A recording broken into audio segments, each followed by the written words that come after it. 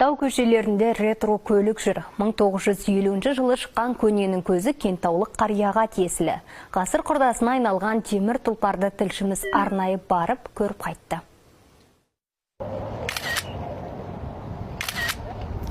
Бұл көлікті көргендер осылай жата жармаса фотоға түсуге ынтық. Себебі көпке таңсық. Көшеде күнде көре бермейтін темір тұлпар. Өткен ғасырдың 50 жылдары тек дөкейлер мінген Москвич 401. Амангелді Таңатов бұл көлікті 1995 жылы сатып алған. Одан соң 20 жыл гаражында шаң басып тұрған екен. Жөндейін десе қосалқы бөлшектері табылмапты.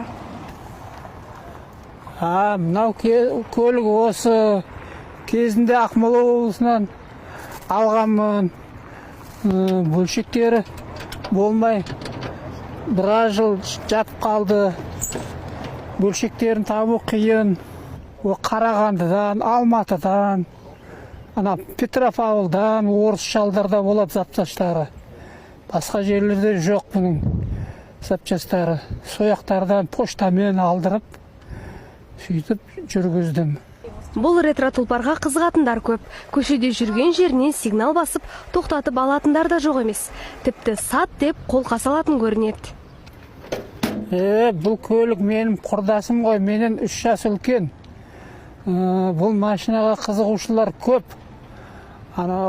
Toyota Camry, iPad, сондай машиналарға алсасың ба дейді.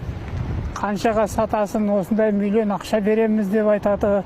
Бұны қалай сатам мен, сатайын. Менен 3 жас үлкен мен.